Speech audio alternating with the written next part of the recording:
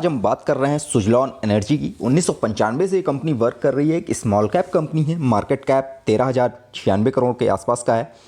Power sector के लिए company काम करती है। ग्रीन एनर्जी से जुड़ा हुआ कंपनी का कामकाज है। कंपनी के अंदर काफ़ी अच्छी न्यूज़ निकल के आती रहती हैं। इसका फ़ायदा इसके स्टॉक प्राइस को मिला और इस स्टॉक ने 12 रुपये 19 पैसे का अपना हाई भी बनाया हुआ है। बट ये स्टॉक अभी प्रेजेंट में आपको काफ़ी ज़्यादा लो पे देखने को मिल रहा है और स्टॉक में गिरावट का माहौल देखने को मिल रहा है इस समय। और ये एक अच्छा मौका हो सकता है इस समय स्टॉक के अंदर निवेश करने का, क्योंकि इसमें एनालिसिस ने इस समय बाय रेटिंग दी है और टारगेट्स को इसके काफ़ी ज़्यादा हाई कर दिया है। जिस लेवल पे ये स्टॉक चल रहा है, अगर इससे ऊपर जाता है तो आपको डबल का रिटर्न मिलता हुआ दिखेगा। कैसा है फंडामेंटल और क्या न्यूज़ निकल के आ रही है स्टॉक के लिए, सारी चर्चा करने वाले हैं विस्तार से। वीडियो में आखिरी तक बने रहिएगा। अगर आप किसी पैनी स्टॉक में इन्वेस्ट करने की सोच रहे हैं, क्योंकि ज़्यादातर इन्वेस्टर्स जो नए इन्वेस्टर्स होते हैं उनको लगता है कि पैनी स्टॉक में निवेश करने पे रिटर्न बहुत जल्दी मिलते हैं और काफ़ी अच्छा पैसा बनता हुआ है, बट ऐसा नहीं है। पैनी स्टॉक में रिस्क भी उतना ही रहता है, बट अगर अच्छे पैनी स्टॉक में निवेश किया जाता है तो आपको अच्छा रिटर्न भी मिलता है। जिस श्रेणी में ये पैनी स्टॉक आ रहा है सुजलॉन एनर्जी, स्टॉक का फंडामेंटल काफ़ी हद तक सुधरता हुआ दिख रहा है। राइट इशू आने के बाद स्टॉक में थोड़ी स्ट्रांगनेस आई है। स्टॉक इस समय आपको 10 रुपये के आसपास ट्रेड करता हुआ दिख रहा है और निवेशक इसमें इस समय खरीदारी करने की सलाह दे रहे हैं। जो एनालिसिस हैं वो खरीदारी करने की सलाह दे रहे हैं। बाय रेटिंग निकल के आ रही है और टारगेट इसमें 20 रुपये तक के दिए जा रहे हैं। यानी अगर इस लेवल से ये 20 रुपये का लेवल टच करता है तो आपको काफ़ी अच्छा रिटर्न प्रोवाइड करता हुआ ये स्टॉक दिखने वाला है। स्टॉक के अगर फंडामेंटल की बात करें तो स्ट्रॉन्ग कैश जनरेटन एबिलिटी है इस स्टॉक के अंदर, यानी कैश फ्लो जो है काफ़ी अच्छा है कंपनी का। लास्ट के 2 ईयर्स कंपनी ने काफ़ी अच्छा इंप्रूवमेंट किया है अपने कैश फ्लो में और काफ़ी अच्छी कंपनी की ग्रोथ देखने को मिल रही है। जून क्वार्टर में कंपनी ने काफ़ी अच्छा रेवेन्यू जनरेट किया था और बहुत अच्छा नेट प्रॉफिट भी निकल के आया था। जुलाई क्वार्टर में भी काफ़ी अच्छा देखने को मिला जो कंपनी का क्वार्टर चल रहा था। सेकंड क्वार्टर के रिजल्ट कंपनी ने काफ़ी अच्छा प्रोवाइड किया है। प्रॉफिट मेकिंग रिजल्ट रहा है कंपनी का। बट अगर स्टॉक की बात करें, इस स्टॉक ने 12 रुपये 19 पैसे का अपना हाई बनाया हुआ है। उससे ये स्टॉक काफ़ी ज़्यादा नीचे ट्रेड करता हुआ दिख रहा है। करीब 16% से ज़्यादा ये गिरावट देखने को मिल रही है इस स्टॉक में। कंपनी का काफ़ी अच्छा रिजल्ट रहा है जिसके वहाँ पे ये स्टॉक आपको काफ़ी ज़्यादा हाई रेंज पे जाता हुआ दिख सकता है। वैसे भी ग्रीन एनर्जी को गवर्नमेंट भी काफ़ी ज़्यादा प्रोमोट कर रही है तो इसका फ़ायदा इस स्टॉक को मिलता हुआ दिख सकता है। अडानी का नाम अभी जुड़ता हुआ दिखा था इस स्टॉक के साथ, जिसके बाद इस स्टॉक में तेज़ी देखने को मिली थी। अगर ऐसा होता है कि कोई दूसरी कंपनी इस कंपनी में इन्वेस्ट करती है या इस कंपनी को ख़रीद लेती है तो इस कंपनी में और ज़्यादा आपको तेज़ी आती हुई दिख सकती है। कंपनी के अगर सितंबर क्वार्टर के रिजल्ट की बात करें तो इस कंपनी में सितंबर क्वार्टर में 1,437 करोड़ की नेट सेल की थी। 6% ईयर ऑन ईयर ये ग्रोथ देखने को मिली थी। एनर्जी सेक्टर में कंपनी के अंदर 6% ईयर ऑन ईयर काफ़ी अच्छी नेट सेल कंपनी की देखने को मिली है। कंपनी के नेट प्रॉफिट में भी काफ़ी अच्छी इजाफा होते हुए दिखा है। 57 करोड़ का नेट प्रॉफिट कमाया सितंबर क्वार्टर में, जो लास्ट ईयर के सितंबर क्वार्टर में कंपनी ने करीब 10 करोड़ से ज़्यादा का कमाया था। हालांकि इससे कंपेयर करने पे करीब 644% ज़्यादा कंपनी की अर्निंग हुई है इस क्वार्टर में। बट अगर क्वार्टर ऑन क्वार्टर बेस पे देखेंगे तो थोड़ी सी गिरावट भी देखने को मिली है। कंपनी के EBITDA में भी गिरावट देखने को मिली है। 174 करोड़ का कंपनी का EBITDA देखने को मिला है, जो लास्ट ईयर के सेम क्वार्टर में करीब 238 करोड़ के आसपास का था। कंपनी के की फैक्टर्स देखेंगे अभी माइनस में देखने को मिल रहे हैं। मैंने पहले भी कहा है ये स्टॉक एक पैनी स्टॉक है तो इसमें आप उतना ही निवेश करिए जितना आप रिस्क ले सकते हैं। बहुत ज़्यादा इसमें इन्वेस्ट करने की ज़रूरत नहीं है कि आपने सारा पैसा एक ही स्टॉक में डाल दिया और इस स्टॉक में बड़ी गिरावट हुई तो आपका सारा पैसा डूब गया। हालांकि फंडामेंटली कंपनी अब सुधर रही है। इस स्टॉक में रिस्क लिया जा सकता है बट उतना ही रिस्क लीजिएगा जितना आप रिस्क ले सकते हैं। पी रेशियो इसका अभी माइनस में देखने को मिल रहा है, -73.40 है।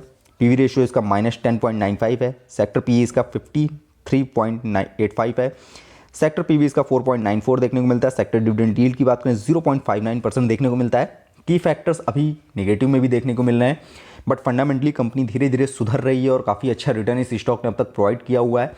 फ्यूचर की संभावनाएं काफ़ी ज़्यादा हैं कि ये स्टॉक आपको तेज़ी का रुख करता हुआ दिख सकता है। बट फिर ये स्टॉक एक पैनी स्टॉक है तो इसमें अपनी क्षमता के अनुसार ही निवेश करें। हालांकि इस स्टॉक के अंदर अभी स्ट्रॉन्ग बाय की कॉल निकल के आ रही है, क्योंकि जिस तरह से फंडामेंटल सुधरता हुआ दिख रहा है तो इसमें खरीदारी करने की सलाह दी जा रही है और ये स्टॉक अपने बॉन्ड वीक के हाई से काफ़ी ज़्यादा नीचे भी ट्रेड करता हुआ दिख रहा है। इसलिए भी इस स्टॉक में निवेश करने पर एक अच्छा रिटर्न मिलता हुआ दिख सकता है। सितंबर क्वार्टर को ईयर ऑन ईयर बेस पे कंपेयर करेंगे तो रेवेन्यू में 6% से ज़्यादा की ग्रोथ है। नेट इनकम में 644% से ज़्यादा की ग्रोथ है। अर्निंग पर शेयर में 700% से ज़्यादा की ग्रोथ है। नेट प्रॉफिट मार्जिन में 614% से ज़्यादा की ग्रोथ देखने को मिल रही है। यानी कंपनी का कामकाज ईयर ऑन ईयर बेस पे काफ़ी अच्छा सुधरता हुआ दिख रहा है।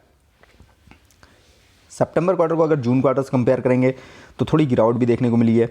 टोटल इनकम में 4% से ज़्यादा की ग्रोथ है बट टोटल एक्सपेंसेस में गिरावट है। EBIT में भी बड़ी गिरावट देखने को मिली है। 111 करोड़ का EBIT कंपनी का निकल के आया है, जो 2,627 करोड़ का निकल के आया था जून क्वार्टर में। यानी जून क्वार्टर में कंपनी का प्रॉफिट जो था काफ़ी ज़्यादा था। जो सितंबर क्वार्टर में कम होता हुआ दिख रहा है। कंपनी के रिजल्ट को अगर ओवरऑल देखेंगे तो रेवेन्यू 852 करोड़ का कमाया है, नेट प्रॉफिट 4 करोड़ 40 लाख का निकल के आया, अर्निंग पर शेयर किसी तरह की कोई निकल के नहीं आई है इस क्वार्टर में। जो जून क्वार्टर में 802 करोड़ का रेवेन्यू था, नेट प्रॉफिट 2305 करोड़ का था, अर्निंग पर शेयर ₹2.44 निकल के आई थी। ओवरऑल कंपनी प्रॉफिट मेकिंग बन रही है। 2021-22 का रिजल्ट कंपनी का नेगेटिव में गया था, 912 करोड़ का घाटा हुआ था, अर्निंग पर शेयर ₹1.02 माइनस में थी। बट कंपनी ने 2 क्वार्टर के रिजल्ट पॉजिटिव में पेश किए हैं और जो तीसरे और चौथे क्वार्टर का रिजल्ट आने वाला है उसमें भी संभावनाएं हैं कि कंपनी प्रॉफिट मेकिंग ही रहती है। अगर ऐसा होता है तो आपको 22-23 का रिजल्ट प्रॉफिट में दिखेगा, जिसकी वजह से स्टॉक में भी आपको अच्छी ग्रोथ होती हुई दिखेगी। होल्डर्स की बात करें, टॉप होल्डर्स इस स्टॉक के अंदर करीब काफ़ी अच्छे बने हुए हैं। बैंक ऑफ बड़ौदा के पास 2.02% की होल्डिंग है, वेंगट फंड के पास 2.08% की होल्डिंग है, वहीं IDBI बैंक लिमिटेड के पास 1.92% की होल्डिंग है। कंपनी का फाइनेंशियल ट्रेंड रिजल्ट देखेंगे काफ़ी ज़्यादा अच्छा देखने को अभी फिलहाल नहीं मिल रहा है। 2021 में कंपनी प्रॉफिट मेकिंग हुई थी, 10 करोड़ का प्रॉफिट कमाया था, बट 2022 में 20 करोड़ का घाटा हो गया था। बट जिस तरह से 2 क्वार्टर्स के रिजल्ट आए हैं, 23 का रिजल्ट आपको प्रॉफिट में देखने को मिल सकता है। होल्डिंग की बात करें, प्रमोटर्स के पास 14% की होल्डिंग है, 88% की होल्डिंग इनकी गिरवी रखी है, यानी मार्केट से काफ़ी ज़्यादा कर्जा है। बट राइट इशू ला के कंपनी ने काफ़ी कर्जे को अपने कम किया है इस क्वार्टर में। FIs का निवेश 9.43% का है, DIs के पास 12.37% की होल्डिंग है, म्यूचुअल फंड्स के पास 0.06% की होल्डिंग है, रिटेल इन्वेस्टर्स के पास करीब 63% से ज़्यादा की होल्डिंग देखने को मिल रही है।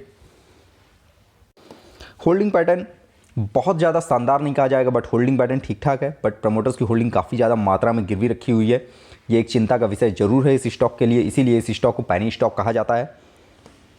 फिलहाल इस स्टॉक के अंदर म्यूचुअल फंड्स का भी काफ़ी अच्छा निवेश देखने को मिल रहा है। इक्विटी स्मॉल कैप फंड का इसके अंदर करीब 18 करोड़ से ज़्यादा का निवेश है फिलहाल में। निपॉन इंडिया का करीब 2.73 करोड़ का निवेश है, वहीं Motilal Oswal Nifty fund cap का करीब 2.34 करोड़ का निवेश देखने को मिल रहा है। यानी म्यूचुअल फंड्स ने भी इस स्टॉक में अपना भरोसा दिखाया है, इससे संभावनाएं कहीं ज़्यादा हैं कि इस स्टॉक में आपको पॉजिटिव मूवमेंट आते हुए दिख सकते हैं। प्रोबेबिलिटी इस स्टॉक के अंदर काफ़ी अच्छी है कि ये स्टॉक आपको हाई रेंज पे जाता हुआ दिख सकता है। एंट्री पॉइंट एवरेज है, बट अभी ओवरबोट जोन में नहीं है, यानी इस स्टॉक में इस लेवल पे खरीदारी की जा सकती है, नया निवेश किया जा सकता है इस लेवल पे। स्टॉक के पिवट लेवल की बात करें, स्टार्टिंग के फर्स्ट टारगेट्स क्या हैं, सपोर्टिंग टारगेट क्या हैं, तो जिस तरह से स्टॉक अभी ट्रेड कर रहा है, इस स्टॉक में पहला टारगेट ब्रेक करने की काफ़ी ज़्यादा संभावना है, 18 रुपये 10 रुपये 72 पैसे का। दूसरा टारगेट 10 रुपये 88 पैसे का है। तीसरा टारगेट 11 रुपये 33 पैसे का है। स्टॉक जिस हिसाब से अभी ट्रेड करता हुआ दिख रहा है, ये स्टॉक संभावनाएं ज़्यादा हैं कि आपको पहला टारगेट ब्रेक करके दूसरे टारगेट के आसपास आता हुआ दिख सकता है। जो गिरावट के टारगेट है, पहला सपोर्ट इसको 10 रुपये 27 पैसे पे मिला हुआ है, दूसरा सपोर्ट इसको 9 रुपये 98 पैसे पे है, तीसरा सपोर्ट 9 रुपये 53 पैसे पे है। फिलहाल मार्केट में अगर क्राइसिस देखने को मिलती है, फिर से कोई बड़ी गिरावट आती है, तो ये स्टॉक आपको 9 रुपये के आसपास आता हुआ दिख सकता है। बट जितना ज़्यादा डीप पे ये स्टॉक खरीदेंगे, रिजल्ट उतना ही ज़्यादा शानदार आपको मिलने की उम्मीद है। कम्युनिटी सेंटीमेंट की बात करें, इस स्टॉक के अंदर 98% बाय कॉल है, 1% सेल कॉल है, 1% होल्ड कॉल है, यानी इस स्टॉक में खरीदारी करने की सलाह दी जा रही है और लोग इस स्टॉक में काफ़ी ज़्यादा मात्रा में खरीदारी कर रहे हैं। ग्रीन एनर्जी का सेक्टर है, काफ़ी अच्छी संभावनाएं है इस स्टॉक के अंदर ट्रेड करने की और काफ़ी अच्छी संभावना है काफ़ी अच्छा रिजल्ट मिलने की, तो इस स्टॉक में लॉन्ग टर्म के माइंडसेट के साथ निवेश कर सकते हैं। बट जोखिम भरा स्टॉक भी है, तो निवेश उतना ही कीजिए जितना आप रिस्क ले सकते हैं।